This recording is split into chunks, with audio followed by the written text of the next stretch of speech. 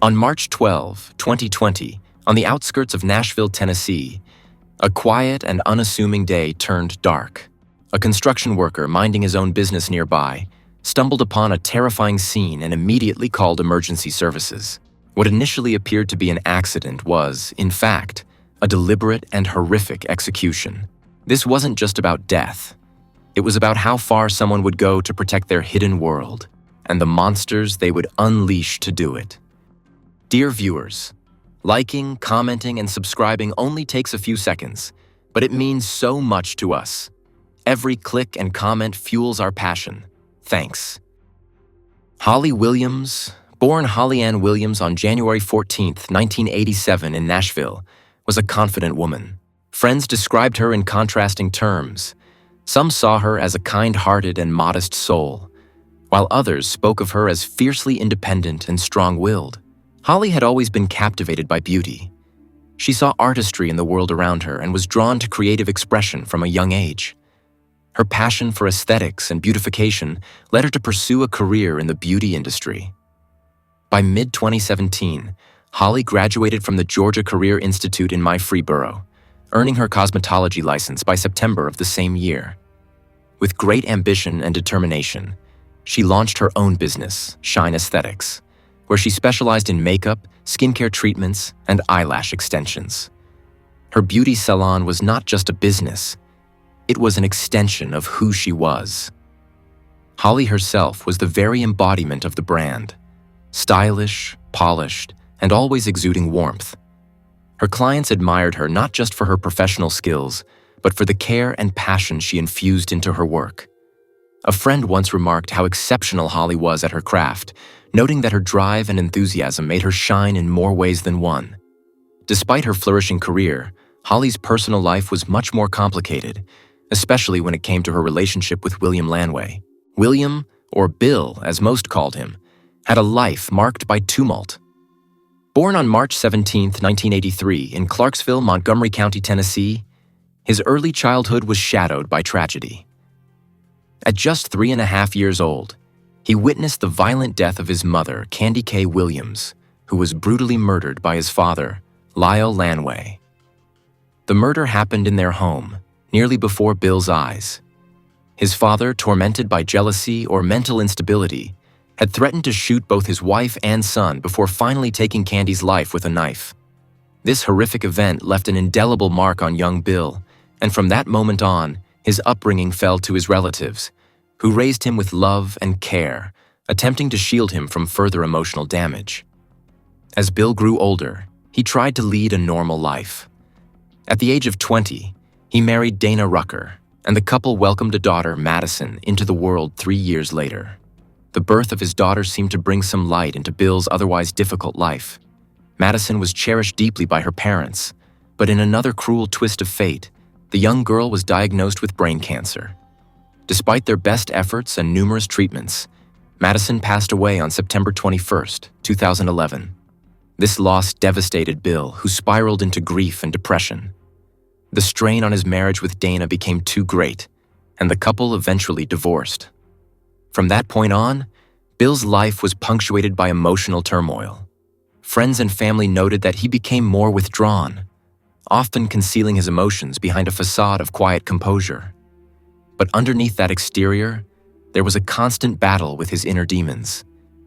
His outbursts of aggression and nervous breakdowns became more frequent, and it was clear to those close to him that he was struggling. Yet he found solace in his work as a mechanic.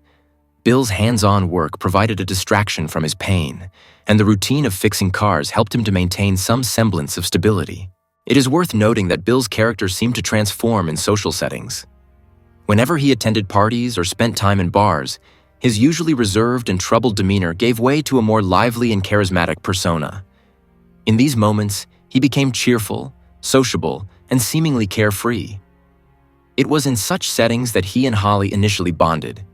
When Bill met Holly Williams, it seemed like life was offering him another chance at happiness. Their attraction to each other was immediate, and the pair soon began dating. In the early days, their relationship appeared to be smooth and full of affection. They spent a great deal of time together, and those around them believed they were a happy couple. However, as time went on, the dynamic between them shifted. Their relationship quickly revealed its dark side. What began as an exciting romance with grand gestures and passionate affection soon turned into a cycle of jealousy, manipulation, and emotional swings. Bill, still grappling with unresolved trauma from his childhood and the loss of his daughter, displayed erratic behavior. His intense emotions often spilled over into their relationship, with bouts of jealousy leading to heated arguments. The carefree nature of their romance eroded, replaced by tension and volatility. Despite these ups and downs, Bill had a way of reeling Holly back in with apologies, gifts, and promises to change, perpetuating a toxic dynamic that neither seemed able to escape. As their relationship progressed, Bill's behavior grew more troubling. He provoked quarrels over minor issues, and his temper escalated to the point where he physically assaulted Holly on more than one occasion. Holly, who had once seen a future with him, began to fear for her safety. When she eventually decided it was time to leave the toxic relationship, Bill resorted to manipulative tactics to keep her close. He used his deceased daughter from a previous marriage as emotional leverage, making Holly feel guilty for wanting to leave him in his time of need. While Holly sympathized with his grief and inner turmoil, her patience was not limitless. She tried to support him as long as she could, but Bill's instability only deepened, and her attempts to distance herself were met with increased aggression. His desperation grew, and with it, his violent tendencies. Holly, who was fiercely independent and focused on her career, found herself repeatedly drawn back to Bill. Perhaps she believed that she could help him heal, or perhaps she was simply caught in the emotional roller coaster that defined their relationship. One incident, in particular, pushed Holly to her breaking point. After returning home from work one day, she discovered her beloved dog dead. The pet had shown no signs of illness, and its sudden death raised immediate suspicions in Holly's mind. Bill denied any involvement, but Holly was certain that it was an act of revenge, meant to punish her for trying to leave him. The incident solidified her fears, making her realize that staying with him would put her life in danger. This marked the definitive end of their relationship, but Bill refused to accept the breakup. He continued to stalk and harass her, calling her incessantly and showing up at her home unannounced. Their toxic relationship reached a critical point one day when a heated altercation led to police intervention. Bill was arrested and charged with aggravated assault and kidnapping after attempting to force Holly into his car. In the wake of this event, Holly obtained a restraining order, hoping it would provide her with some measure of safety. But the relief was short-lived. Just 1 week later, both Holly and Bill were found dead under mysterious circumstances. The discovery of their bodies initially led authorities to believe that it was the result of a tragic accident. A passerby had reported finding a car at a construction site in the southwest part of Nashville. The vehicle appeared to have rolled off the road and crashed into a tree. The witness assumed the people inside had been injured in a collision, but when police arrived on the scene, they quickly realized that something far more sinister had occurred. Holly and Bill were both found in the back seat of the car, their bodies contorted in unnatural positions. They had been shot, and the interior of the car showed no signs consistent with an accident. What was even more puzzling was the fact that neither Holly nor Bill had any identification or personal belongings on them. Their cell phones, wallets, and other items were missing, leading investigators to suspect that this was not a random event. Upon identifying the victims, detectives were startled to realize that this was the same couple involved in a recent domestic violence case. Initially, they considered the possibility of a murder-suicide, assuming that Bill might have killed Holly before turning the gun on himself. Given their troubled history, this theory seemed plausible at first. However, as the investigation unfolded, the murder-suicide theory began to unravel. For one, no firearm was recovered from the scene. If Bill had indeed killed Holly and then himself, where was the gun? Furthermore, forensic analysis revealed that the nature of the wounds Bill sustained made it impossible for him to have inflicted them on himself. Each gunshot wound was fatal, indicating that someone else had pulled the trigger. The bullets had been fired with precision, suggesting the involvement of someone skilled in handling firearms. As detectives delved deeper into the case, they interviewed Holly's friends and family, learning that she had taken significant steps to protect herself from Bill in the months leading up to her death. She had installed security cameras and reinforced the locks on her doors, hoping to safeguard herself from his increasingly erratic behavior. When the police reviewed footage from the cameras, they discovered unsettling evidence. Bill had been seen lurking around Holly's home on several occasions, wandering the property as if searching for something. His actions confirmed his obsession with her and his inability to move on, but it also raised questions about whether he was truly responsible for the final, deadly encounter.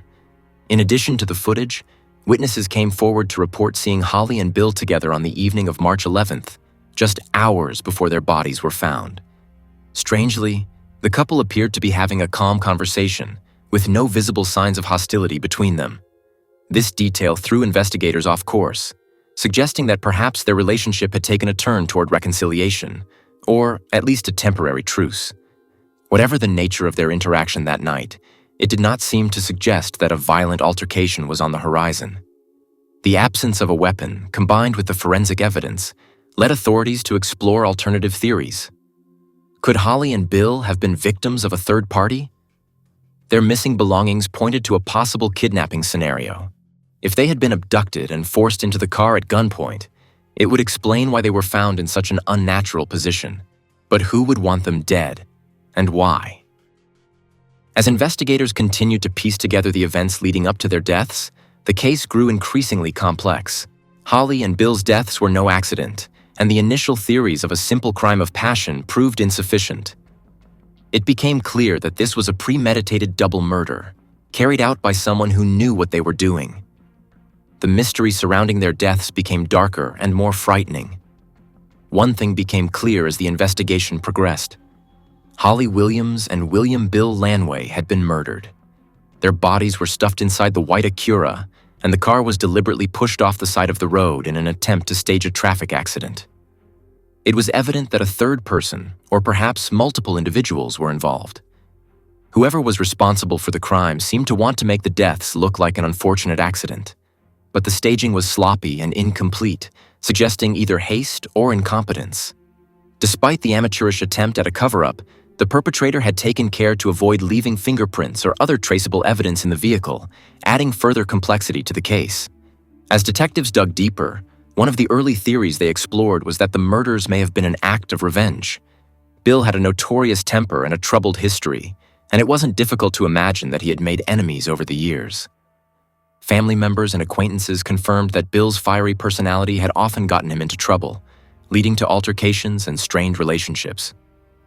The possibility that one of his enemies sought retribution seemed plausible, but it still left the question of Holly's involvement. She was by all accounts a peaceful and kind-hearted person, the complete opposite of Bill in temperament. Why would she be targeted? Perhaps, detectives theorized, she'd simply been in the wrong place at the wrong time, an innocent witness to someone else's vendetta. To explore all angles, investigators examined the victim's recent contacts. They combed through the contents of Holly's and Bill's cell phones, laptops, and social media accounts. During this digital sweep, a curious detail emerged. Both Holly and Bill had communicated with the same mysterious phone number in the days leading up to their deaths. The number, which was untraceable through conventional means, raised immediate red flags. Such anonymous numbers are often used in illicit dealings, or by people who wish to conceal their identities. While it was impossible to determine the identity of the person behind the number right away, detectives suspected foul play. They sought assistance from the Federal Bureau of Investigation, whose specialized cybercrime unit could help trace the number through more advanced methods. While the investigation into the phone records continued, detectives turned their attention to the security footage from Holly's home. Holly had installed surveillance cameras as part of her efforts to protect herself from Bill's harassment. However, what the investigators found on the tapes was far more disturbing than they had anticipated. The footage revealed that shortly before Holly's death, 3 masked men had broken into her house. They were dressed entirely in black, and their faces were obscured by masks, making identification difficult. These men appeared methodical and prepared, as though they had studied the layout of the house before entering. Strangely, they took nothing from the home, even though there were valuable items in plain sight. Instead, they seemed focused on searching for something specific, and when they discovered one of the surveillance cameras, they attempted to disable it. Despite their efforts to hide their faces, their casual behavior indicated they were confident in their ability to evade capture. After the intruders left, Holly returned home from work, noticed that her house had been disturbed, and became understandably terrified. She spent the night barricading herself inside her home and had the locks changed the following day. Holly was clearly in fear for her life, but the question remained: who were these men, and why were they targeting her? At first, detectives considered the possibility that Holly was simply caught in the crossfire of Bill's troubled past. But the more they delved into her life, the more they began to question whether there was more to Holly than met the eye. A closer look into Holly's personal and professional life revealed startling information. While she had built a legitimate business with her beauty salon, Shine Aesthetics, this was not her only source of income. Holly had a hidden side to her life, one that not even her closest friends knew in full detail. Since the age of 18, she had been working part-time as an escort under the pseudonym Leah Love. Her clientele was exclusive, consisting of wealthy and powerful men who could afford her services. Holly's escort work, which included accompanying clients to events, performing massages, and other more intimate services, had provided her with a substantial income over the years. The beauty salon, as it turned out, was more of a passion project and a convenient cover for her true line of work. This revelation cast Holly's life in a different light. Her success in the escort business had allowed her to live comfortably, but it also brought with it a host of risks. Working in such a high-stakes, secretive world meant that Holly had likely crossed paths with dangerous individuals. Envy, jealousy, and obsession were all common in her line of work, and it wasn't hard to imagine that she had made some enemies along the way. Although Holly did not openly advertise her secondary profession, Bill knew about it.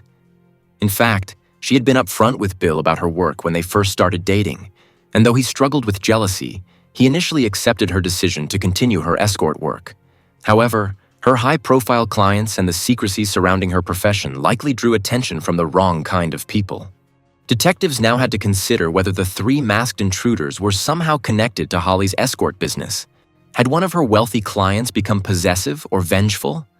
Or had someone from Bill's tumultuous past learned about her hidden life and sought to exploit it? The break-in at her home appeared less like a random burglary and more like a calculated attempt to intimidate or harm her. The men had not stolen anything, which suggested that they were looking for information or leverage. Perhaps they were trying to send Holly a message, or worse, they were planning her murder all along. Adding to the complexity of the case was the realization that Holly's involvement in the escort business could have exposed her to a dangerous web of people. Men with power, money, and influence who would go to great lengths to protect their secrets. These were men who had much to lose if their association with Holly came to light. The investigation had to consider whether someone in her exclusive clientele had orchestrated the murders to silence her permanently. After all, Holly had gained a reputation for being exceptionally beautiful and charming, attracting men who were willing to pay handsomely for her company. But in doing so, she may have attracted the kind of obsession that turns deadly. At the same time, the investigation could not overlook Bill's role in this tragic story. While he may not have been directly involved in the escort world, his volatile nature and his relationship with Holly made him a potential target as well. His possessiveness over Holly, combined with his already troubled past, made him a liability to anyone who felt threatened by Holly's connections or who wanted revenge for personal reasons. The pieces of the puzzle were starting to come together, but many questions still remained unanswered. Why were Holly and Bill both murdered? Was it a crime of passion, a botched kidnapping, or something more sinister tied to Holly's secret life? As the FBI continued their work on tracing the anonymous phone number, and as detectives pursued leads from Holly's escort clientele, it became clear that this case was not just about two people in a toxic relationship. It was about power, wealth, and the dangerous allure of secrets. The CCTV footage of the masked men who had broken into Holly's home was eventually released to the public in hopes of identifying the perpetrators. However, the poor quality of the images made it difficult to draw any useful conclusions, and the public release did not yield any leads. But a significant breakthrough in the case came when the investigators were finally able to identify the anonymous number that both Holly and Bill had been in contact with. The number belonged to a 30-year-old man named Adam K.Y., a resident of North Carolina. Adam turned out to be a former military operative with specialized training in weaponry and combat tactics. He had transitioned from military service to working for a private security firm, but in reality, he operated more like a mercenary. a man for hire with a lethal skill set. What made Adam even more dangerous was his criminal background. A search into his history revealed that he had served a 4-month sentence for impersonating a police officer, a crime that should have raised more alarms than it did. During a search of his apartment, investigators found an arsenal of illegal weapons, including silencers, telescopic sights, components for explosives, and even flashbang grenades. Yet despite being in possession of such dangerous materials, Adam had somehow managed to avoid a lengthy prison sentence, suggesting he had connections or protection in high places. It was clear that Adam was a dangerous man, and the fact that his face matched the man seen in Holly's CCTV footage made him a prime suspect. With this revelation, the investigation took a sharp turn. The detectives worked hard to uncover the connection between Holly, Bill, and Adam. Given Adam's history and his skill set, it was unlikely that his involvement was a coincidence. He specialized in serious assignments, often working as a bodyguard for high-profile individuals or carrying out operations that required stealth and precision. After Adam was brought in for questioning, the detectives were met with resistance. He was tight-lipped, offering little information that could help move the case forward. After multiple interrogations, Adam was detained, giving the investigators time to gather more evidence. While Adam remained in custody, the detectives turned their attention to another key figure who had emerged during the investigation, a man named Eric Charles Mond. Eric Mond was a successful businessman from Austin, Texas, where he owned the Mond Toyota dealership, a well-known car dealership in the area. To the outside world, Eric was the epitome of a family man, devoted to his wife and children, and a pillar of the local community. But as the detectives soon discovered, Eric had his own set of secrets. Like many men in his position, he had a weakness for extramarital affairs. One of those affairs had been with Holly Williams. Eric Mond frequently traveled to Nashville under the pretense of visiting his son, who was attending college in the area. However, during these visits, he would indulge in his secret desires, which included seeing Holly. Eric had first met Holly through her escort services, and the two had struck up a regular arrangement. Holly's beauty and charm had captivated him, and they saw each other whenever he was in town. The affair, however, was conducted under the radar, with Eric using an alias and keeping their communications discreet. On February 3, 2020, Eric, using a fake name, reached out to Holly via email. He informed her that he would soon be in town and expressed his desire to see her. Over the next few days, he continued to send messages, eagerly anticipating their meeting. In one message, he wrote, "Good morning, beautiful. I'm looking forward to today. I'm in Nashville. I'll meet you at the bar like last time. Text me when you get there." From all appearances, the date had gone off without a hitch, but the affair would soon take a dark turn. By March 1, 2020, Eric received a series of anonymous threatening messages. The unknown sender claimed to have knowledge of his affair with Holly and demanded $25,000 to keep quiet. If Eric didn't comply, the blackmailer threatened to expose his infidelity to his wife, destroying his reputation and family. For a man of Eric's standing, such a scandal would be devastating. However, what Eric didn't realize at the time was that the blackmail wasn't coming from Holly or some random individual. There was a far more sophisticated operation behind it. Faced with the potential ruin of his personal and professional life, Eric Mond turned to an old acquaintance for help, a man named Gilad Peled. Gilad, aged 47, was a former associate who had been consulting for Eric's dealership, helping to resolve issues related to homeless people occupying the parking lots of his business.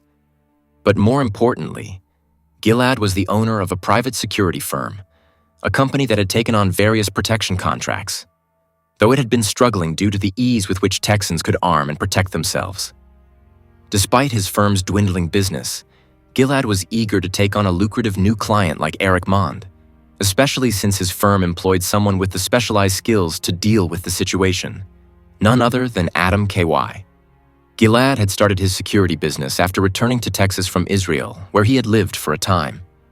His background and training made him ideal for handling delicate and dangerous situations, and Eric's predicament presented an opportunity to prove his company's worth. Eric explained the blackmail situation to Gilad, and the two men quickly devised a plan. Instead of paying the ransom, they would eliminate the problem entirely. Eric's reputation and family life were at stake, and he was willing to go to extreme lengths to protect them. The fact that Adam, a trained mercenary, was on Gilad's payroll made it clear that this would not be a simple intimidation job. The solution would be final. The more the detectives uncovered, the clearer the motive behind Holly and Bill's deaths became. Holly's involvement with Eric, coupled with the blackmail threats, had turned her from a casual fling into a dangerous liability. Eric Mond, desperate to keep his affair a secret, had inadvertently set into motion a chain of events that would lead to murder. Bill, who had been involved with Holly but was not part of the blackmail, likely became collateral damage in the plot to silence her. His proximity to Holly and his presence on the day of the murder sealed his fate. As the investigation continued, it became apparent that the murders had been premeditated and carried out with chilling efficiency. Adam K.Y.'s role as the hired gun, Gilad's coordination, and Eric Mond's motive created a perfect storm of circumstances that led to the tragic deaths of Holly Williams and Bill Lanway. The plot, which had initially seemed like a simple crime of passion or revenge, was now revealed to be a meticulously planned execution designed to protect the reputation of a powerful businessman. A few weeks after the brutal murders of Holly Williams and Bill Lanway, a seemingly benign detail emerged that would later prove to be a critical piece of evidence in the investigation. Eric Charles Mond, the wealthy Austin businessman entangled in the affair, left a positive review on a website dedicated to private security companies. On the surface, the comment appeared innocuous. Eric praised the efficiency and professionalism of Gilad Ped's security staff, stating how pleased he was with their services. But to the detectives already on his trail, this was the break they had been waiting for. The review demonstrated a direct connection between Eric, the suspect Adam K.Y., and the slain couple. Now, the final piece of the puzzle was getting Adam to confess and unravel the web of deceit. Adam had been resisting interrogation, but the detectives warned him that silence would only make things worse. They pressed him, emphasizing that the case was already closing in on all involved. Gradually, Adam began to crack. He revealed that Eric Mond had indeed sought help from Gilad Ped after receiving threatening messages. Eric, feeling the pressure of potential blackmail, complained of harassment and extortion. At the time, he suspected Holly might be involved, and so he asked Gilad to investigate the matter discreetly.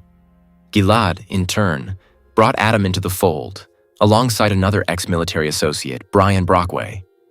Brockway, like Adam, had a background in combat and special operations, making them the perfect duo for such a sensitive and dangerous assignment. Initially, the task was simple. Find the person behind the threatening messages and intimidate them into silence. Adam and Brian began their surveillance of Holly and Bill. Adam reported their findings back to Gilad, filing progress reports that read more like military debriefings than the typical notes of private investigators. The investigation quickly revealed that Bill Lanway, Holly's ex-boyfriend, was behind the blackmail. Bill had discovered Holly's affair with Eric Mond and saw an opportunity to both get revenge on his ex and make a quick fortune. Under an alias, he had been texting Eric, threatening to expose his affair unless he was paid $25,000. When Bill's involvement became clear, the mission took a darker turn. Gilad Ped's orders shifted from merely intimidating Bill to eliminating him, as well as Holly, who could become a liability. Eric Mond, panicked and terrified of losing everything, agreed to this escalation. Bill had continued to harass Eric, and the final straw came on March 11th when Eric received a phone call at his house. If his wife had answered, the caller would have exposed the affair, destroying Eric's reputation and family. In that moment of fear, Eric agreed to Gilad's proposal to deal with Bill and Holly, offering a staggering $750,000 for the job. The plan was set into motion. On March 12, 2020, Holly and Bill were seen leaving her house together. They got into a car and headed off, unaware that they were being followed by Adam and Brian. The couple's fate was sealed when they were intercepted by the armed mercenaries. Adam and Brian kidnapped Holly and Bill, taking them to a remote construction site on Old Hickory Boulevard.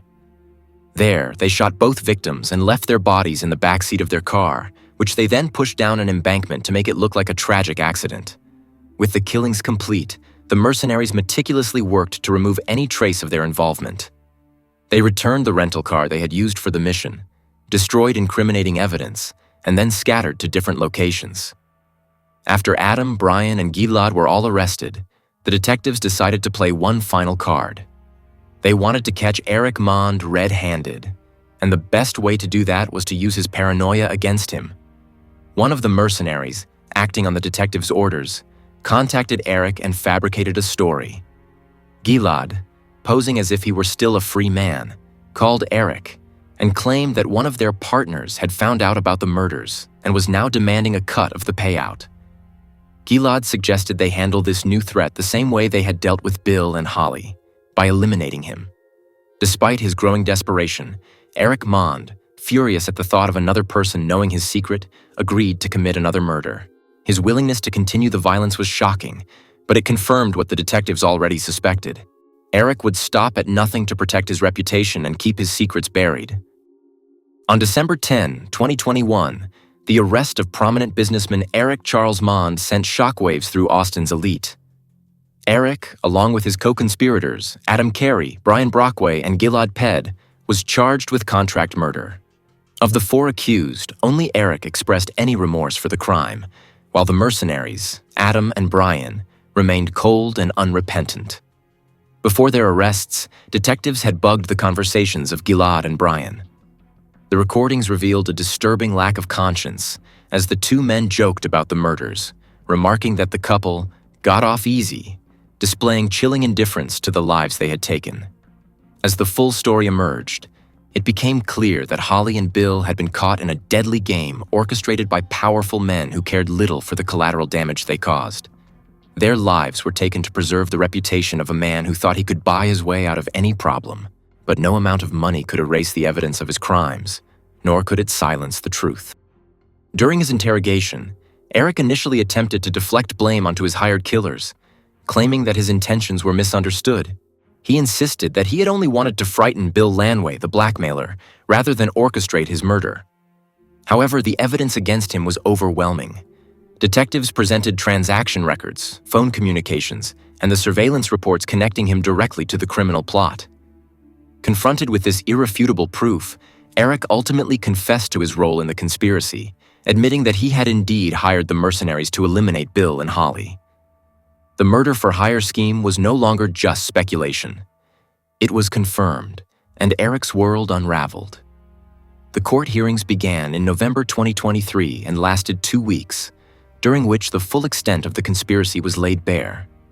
It was established that the deadly plot was set in motion in early March 2020. Financial records showed that Eric had made significant payments to Gilad Ped, the head of the private security firm. On March 5, Eric transferred $155,000 as an advance payment to Gilad, who then coordinated the operation. Gilad, being in charge of his employees' payments, distributed the funds between Adam and Brian. On March 9th, the surveillance of Holly and Bill began, with the ultimate plan being their elimination. By March 12th, the deed was done, and Eric completed the final payment of $150,000, making the total payout for the murders a staggering $750,000 by the end of the month.